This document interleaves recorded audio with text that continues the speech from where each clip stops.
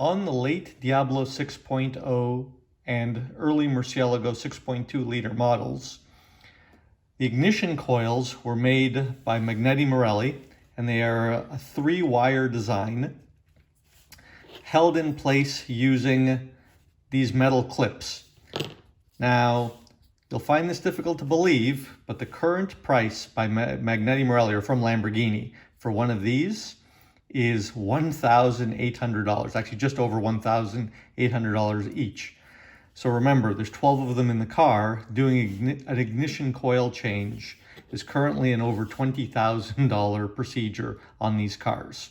But we're going to look at a way of doing it for a fraction of the money where you don't give up any performance at all. Oh, and to add insult to injury, these clips are about $60 a piece as well. So we have a solution for the coil that was offered by Lamborghini. The solution is made by NGK.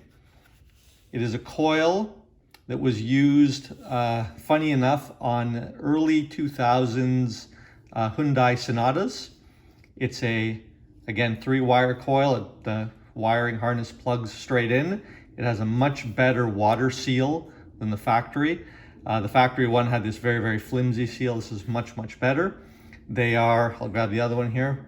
They're precisely the same length, and they fit perfectly in the exact spot without having to modify them at all. You will notice that they have this additional little tab on them. That was part of the way that Hyundai had them fixed to the car, where there was an extra screw that would hold these coils in place. That's not necessary for our installation, but some people do like to cut these off and maybe even grind them off. But it's not necessary to take them off, and I'll be leaving them on. And in case you're wondering, here's the packaging. And it is coil number 48870. Now for the best part. Whereas the Lamborghini coils are $1,800 each, these ones are under $50 a piece. I believe that actually they're under $40 a piece, and available from most retailers if you use the part number located here or the one that we showed on the box. So let's go over to the car, take off the factory ignition coil, and also we'll do a spark plug swap at the same time. These engines respond very, very well to new ignition coils and to new spark plugs. You don't necessarily need to have a check engine light. These coils are affected a lot by the extreme heat in the engine bay, and so you'll get a little bit of stutter, a little bit of a misfire, and it only gets progressively worse.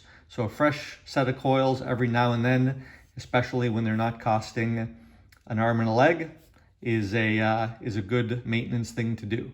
I will say though that the slightly later cars, I believe 2004 and later, use an Audi-based ignition coil. I believe the wire, it has 4 wires that goes to it. If you have those coils, then Lamborghini still is a cost-effective option to buy those coils. And again, it's good to change them on a somewhat regular basis because of the way they're affected by the heat. But in that particular case, you're not looking at the $1,800 that it costs on the earlier cars. The spark plugs fitted by Lamborghini are made by Champion. They are very difficult to get and extremely expensive. Luckily, there's a much better alternative available using modern iridium technology. It also costs a lot less. While the factory Lamborghini plug costs between $50 and $60 each, remember you need 12 of them, the NGK equivalent is available for about $6 a plug.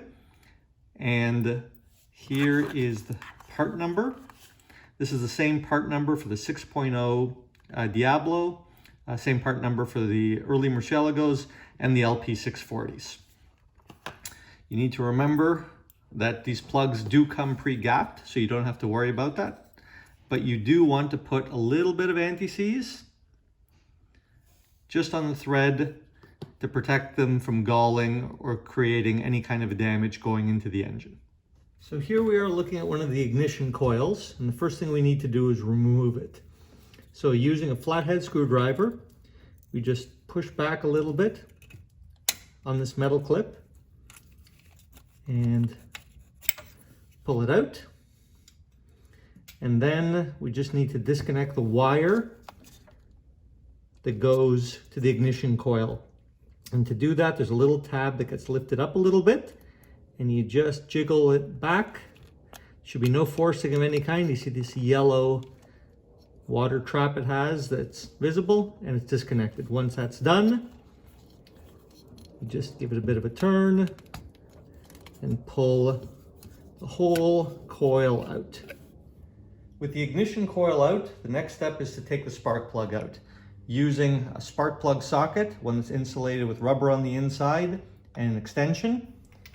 Carefully drop it in. And break the spark plug free. As you can tell, they're not super tight, just a little bit. And then by hand, go and just turn the plug out.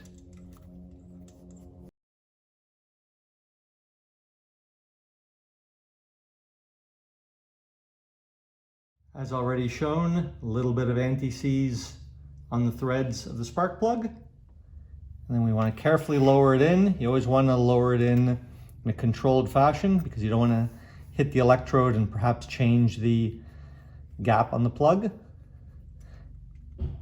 And then just tighten it up by hand until it seats.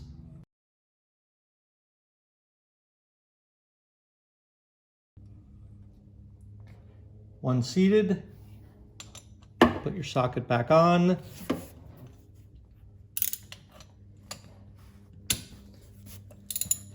Tighten.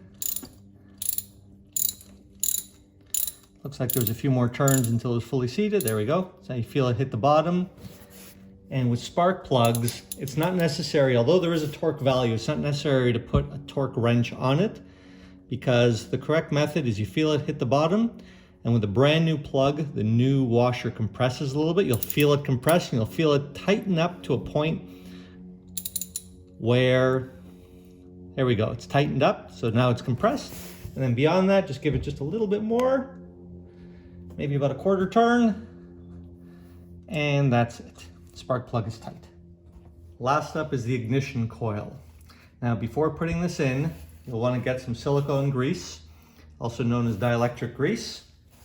And you can put a little bit on the ends,